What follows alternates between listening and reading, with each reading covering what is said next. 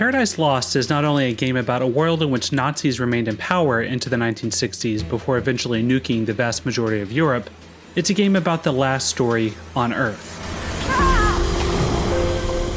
In Paradise Lost, you take on the role of Simon, a 12-year-old boy that has discovered an enormous underground Nazi bunker beneath Poland.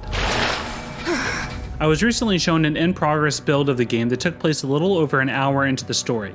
While the entire game is only planned to be around 4 hours for a single playthrough, it's designed to include branching story moments, divergent paths through the environment, and multiple endings. Within the lore of Paradise Lost, the United States was hesitant to act in 1945 and never retaliated to end World War II. Eventually, Europe was in stalemate, so the Nazis nuked it all. The bunkers themselves are inspired by an actual bunker that the Nazis had planned to build beneath Poland but never finished. All documentation about the bunker's exact purpose and plans in real life were destroyed before the end of the war, making the game one giant what-if scenario. The developers ensured that history buffs and fans of alternate history theories and conspiracy theories will have plenty to dig into.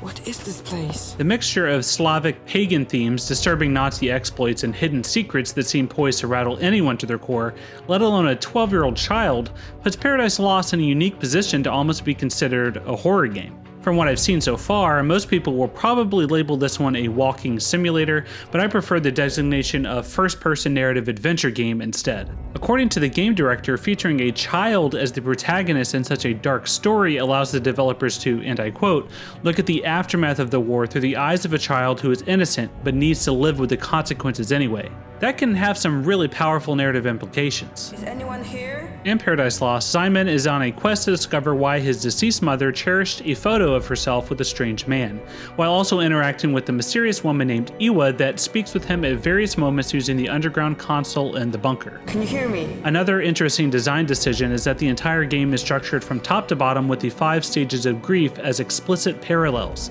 The section that I was shown, which featured slow-paced exploration, reading lore pages, and gradually picking through an abandoned environment, was part of the bargaining section of the story. I've been told the game does not feature any traditional combat moments and does not devolve into a game of hide and seek in which you cannot defend yourself, which, let's be honest, that's never fun in these kind of games. Another interesting aspect here beyond the lore and the setting is that during several key moments in Paradise Lost, you'll get to play out past events from the bunkers. During those events, you'll have to make choices that affect the direction the narrative takes. For a relatively short adventure narrative, having that sort of non-linearity is very intriguing. Visually, Paradise Lost is quite stunning. The environments are breathtaking, and the lighting lends an essence of loneliness and foreboding dread that's difficult to capture for studios of any size, let alone a small indie team like Polyamorous. At its inception, only 4 people were working on the game, then it reached 16 at its peak, and is finishing up with a team of about a dozen. Paradise Lost is shaping up to be a special and evocative type of game that uses the backdrop of a ravaged post-apocalyptic Europe to tell an intimate story of loss, grief, and discovery. Rather than following the mold of Metro with its gruesome beast intense gunplay, this will be a much slower and introspective journey. Hopefully, it'll live up to its potential and be an adventure worth taking. For more on Paradise Lost, check out the cinematic trailer right here, and for everything else, stay tuned to IGN.